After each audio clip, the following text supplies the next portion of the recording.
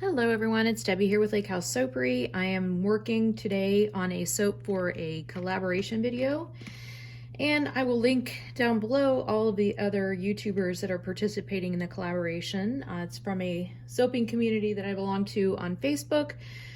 The name eludes me right now. It's terrible. Anyway, so I'm going to go ahead and get started today. The collaboration was we were supposed to be doing a Winter Wonderland soap. The rules, if you should call them rules, are you have to use milk. Your soap base needs to be, and it could be any kind of milk. Your soap base has to be white, it needs an embed, and a mica line. I don't know where I'll get with this. We'll see. I haven't videoed in a long time, and I'm nervous. All right, and I waited until the last minute, so I don't know. Here we go. Off we go.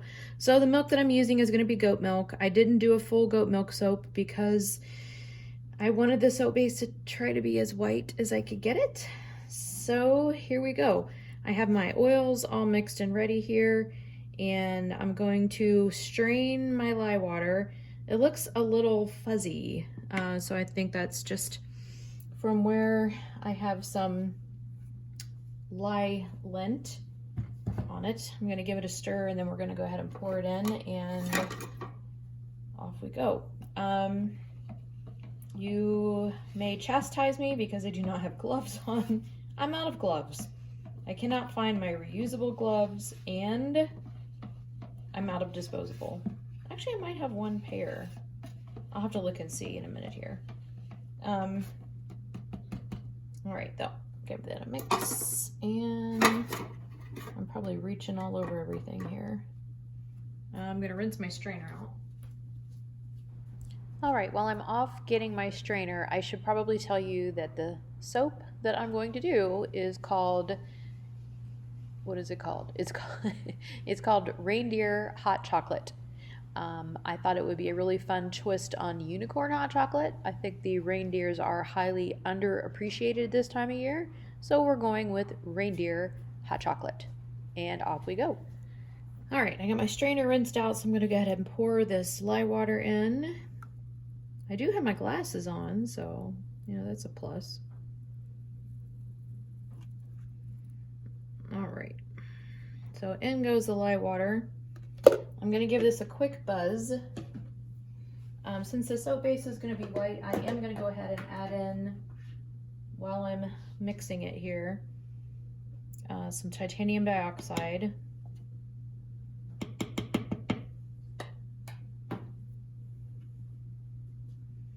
You move over.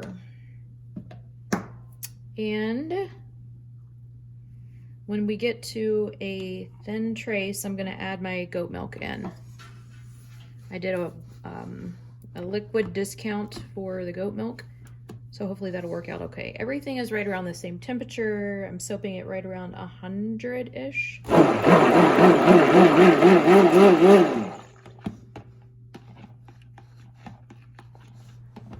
I'm just gonna speed through this part because literally my hand is all up in the camera and you really can't see anything anyway, so we'll just go ahead and speed right through this part. But I did want to show you, there's where I added my goat milk, and I was pretty nervous. The last time I used goat milk in this way on a soap, it riced and accelerated, and I had soap on a stick. So I needed this to be really fluid, and I was fingers crossing that it would stay that way as I continued to work with it. So yeah, here we go. I want to try to pipe on the top of the soap, again, if everything cooperates.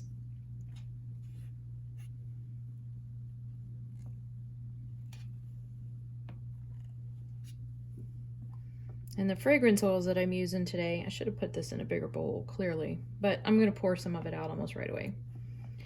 The fragrance oil I am using today is a blend, and it's peppermint candy blended with blackberry and magnolia, and they're both from Crafter's Choice. So there's the blackberry, magnolia, and the peppermint candy. They are not supposed to rice, they are not supposed to accelerate, so we'll see if they live up to their namesakes. White soap base, you can add a color, you needed to add a mica line. I'm going to pour some of this off. Like I said, I'm going to try to pipe on the top. So I'm going to pour enough off that hopefully it'll give me just a little bit of piping ability on the top. And I want to change my piping tip while I'm thinking about it.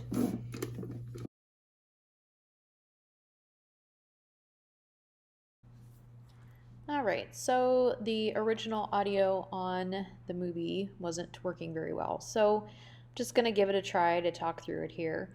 So what you see me doing, or don't see me doing off camera there, is pouring some of the soap batter off so I could use some of it for piping, and I wanted to hang on to that and keep it white.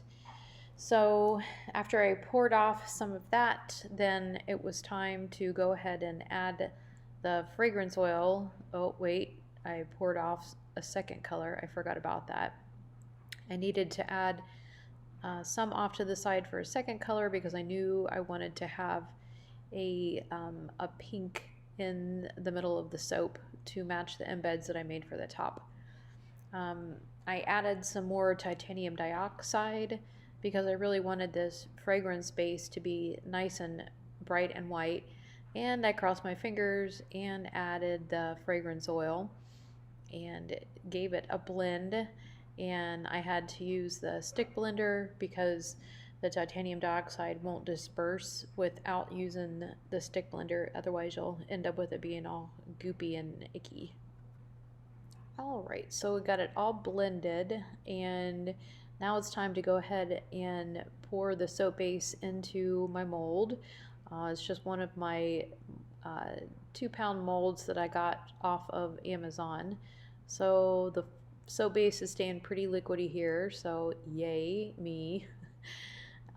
And then I wanted to go ahead and add that second color in, so I needed to get the second batch that I had poured off, and I'm just trying to show here without much success that this was from Brambleberry, but you couldn't see the name on it because it was worn away. I've used it so often, but it's the rose gold, and I knew that there were there was already some titanium dioxide in the soap batter, so I was hopeful that this would go to just a lighter color of a rose gold kind of pink color. So we'll go ahead and give this a blend, and I think, yep, I added the fragrance oil in here as well so I could blend and get the fragrance oil mixed in both at the same time.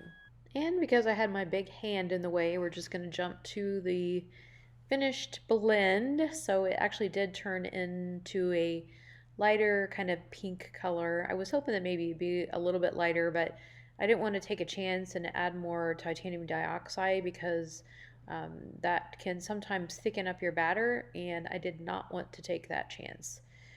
But so I just kind of went ahead and made a couple of passes down the center with this.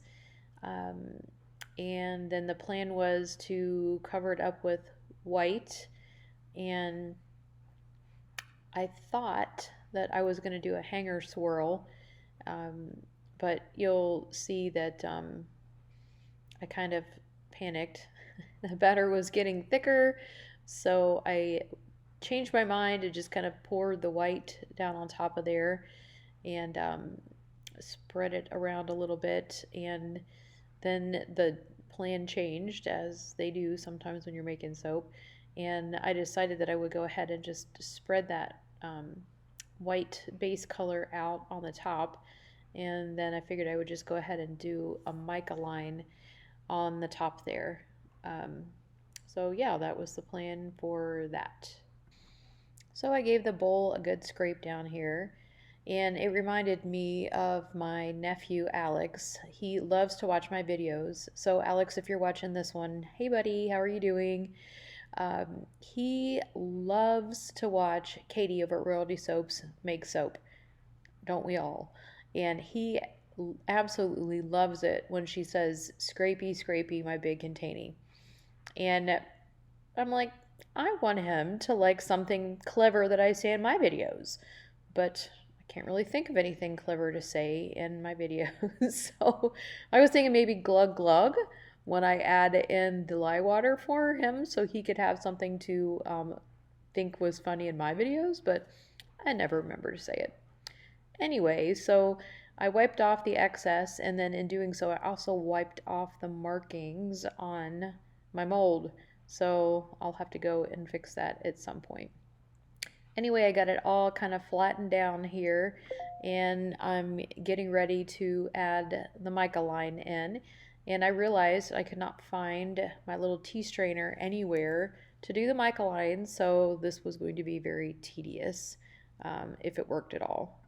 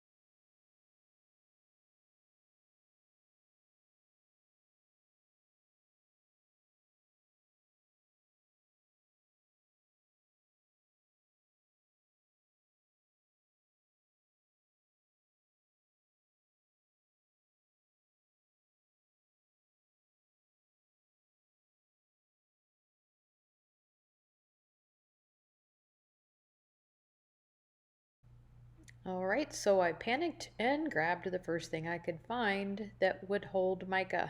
And off I went. It was messy, and I didn't have any gloves. Otherwise, I thought about just taking the mica and just spreading it around with my fingers. I knew I wasn't getting good coverage. Um, yes, this was destined to be a disaster from the beginning. So it who knows what it will look like on the inside, but I tried. I've never successfully made a mica line before, and today was not going to be that today. So I figured, okay, use a little alcohol and give it a little spritz and spread it around a little bit. No, it just, I think, muddled it and perhaps made it look worse. So it may give a little bit of color, or in the end, it just may be, you may not even be able to see that I was attempting to do a mica line. Maybe it'll give a teeny bit of color, but likely not much. But again, I tried, and that's the whole point of the collaboration, to challenge yourself. So I did. All right, there it is. That's how it turned out. It looks very glunky. Anyway, after playing with around with that for so long, I reached over to get the rest of the pink, which I had hoped would be still fluid, and it was not. So I had to just kind of do the best I could to just kind of lay it down on that top layer without kind of moving the mica mess around too much. So I just kind of carefully globbed it on, and you'll see me spread it out here.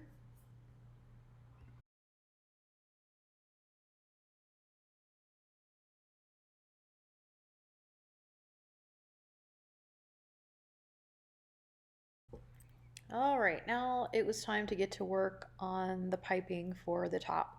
So I had to blend that up a little bit and add some titanium dioxide, and I had just a teeny bit of fragrance oil left, so I put the titanium dioxide and the fragrance oil in there and gave it a blend. It was still pretty fluid, so of course, when you want it to start to thicken up, it doesn't. But anyway, I went ahead and gave it a blend, and I'll set that to the side to get ready to pipe it. I started off with a star piping tip and then decided that for the design I was going, I wanted it to look a little bit more like hot chocolate, like not spiky on the top, so kind of more pillowy on the top of it. So I had to look around and get my piping tip changed out. And I I'm not a really good piper, so you'll see me struggle with that as well when we get to that part. All right, so I wanted to show you some of the things that I was going to use for the top of the soap. I don't know what the official name for this one is, but I got it at Hobby Lobby, and it's like glitter for food, I guess is what you might call it. And then I had these sprinkles that I got at Hobby Lobby a while ago for cupcakes that I made, and I wanted to use those on the top of the soap as well.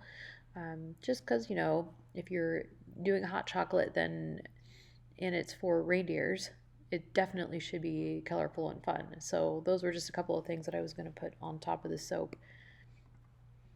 All right, after a little bit of waiting, I got my piping all loaded up, and I realized that when I switched the tip out, the hole was too big at the bottom, but oh well, here we go. Can't really change it at this point.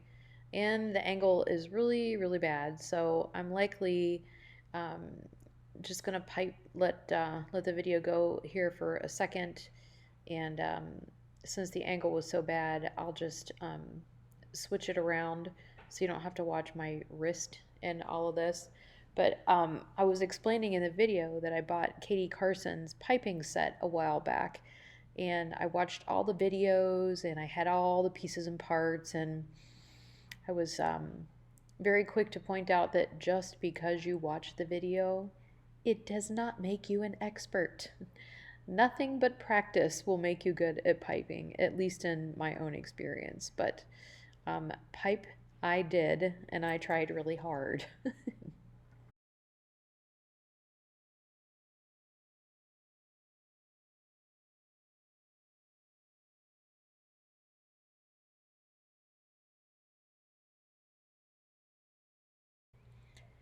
All right, so it's time to put the embeds on. And the embeds that I made, again, the angle's not really good, but here they are. These are my reindeer antlers, and I was trying to get them on at an angle so they actually looked like antlers, and I had to fiddle around with them just a little bit to get the right angle. And I think I did. At the end result, I think it all looks pretty good. So again, I won't make you watch all of this because the angle is really bad, but the embeds were made with melt and pour soap and that rose gold color that I used on the inside of the soap, and glitter. Glitter was another requirement for the rules for this soap collaboration, and I love using glitter, so that certainly was not a problem for me. So anyway, I'll go ahead and fast forward through this part of putting the antlers on.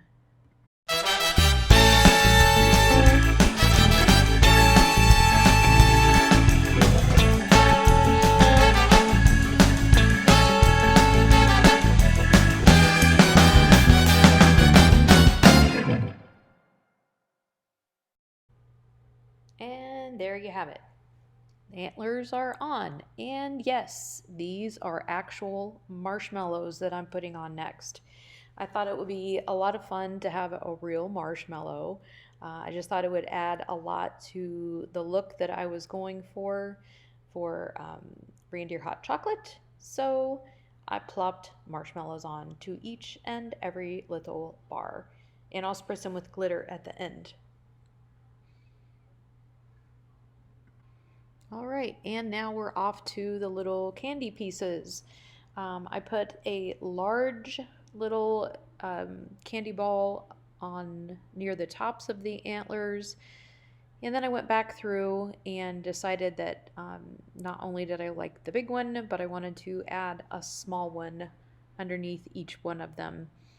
So I stuck a small one and just kind of mixed up the colors, using a small one and a large one on the side. And when I got finished with that, then I went back along the top, and you'll see that here in just a second, where I put a larger white ball on the tops near the antlers of all of the different pieces there.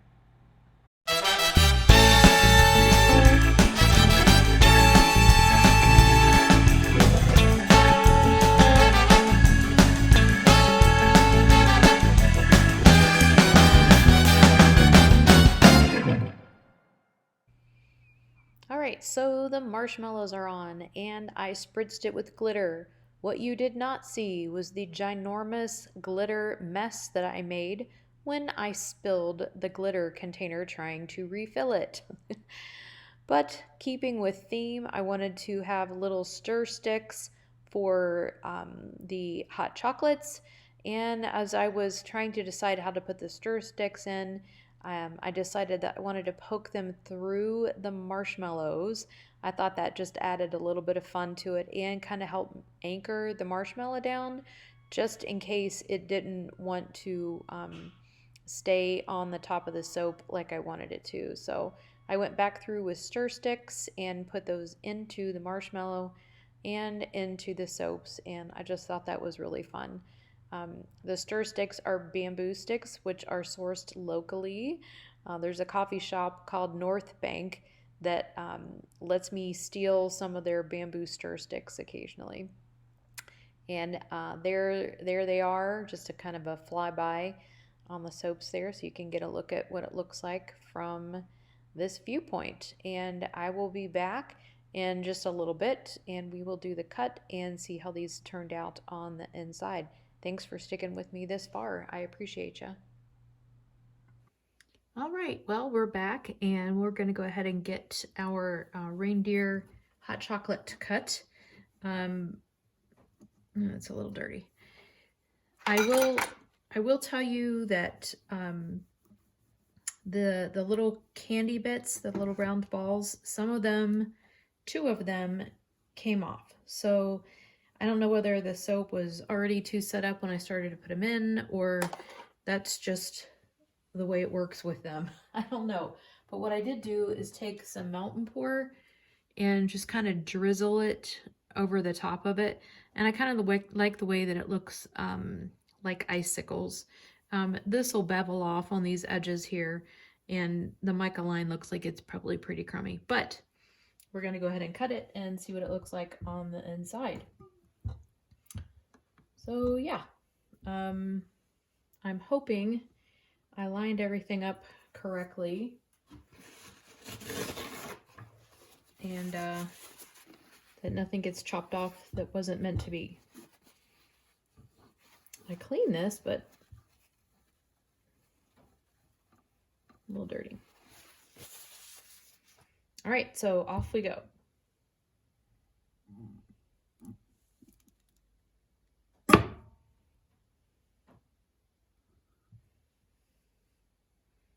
Oh, well, you can kind of see a little bit of a mica line. It did kind of drag along there, but that's okay. And there's what the tops look like. I'll have to clean all this up on the end. Those end soaps are always a little rough till you get them cleaned up. But I think we did okay. So, like I said, the poor reindeer is unappreciated in the winter time. Everybody's all about the red truck and the Christmas tree on top. Not to say that I haven't myself done some decorating like that with the soap packaging, actually. But we need to give the reindeer a little love. So, yeah. Again, the tops of them. I'll take some still shots at the end so you can see what they look like after I get them all cleaned up. But I'm pretty good with the way they came out. Again, I wish the mica line would have looked differently, but that's how it goes. All right, I will likely just go ahead and speed through this because this video is already super long.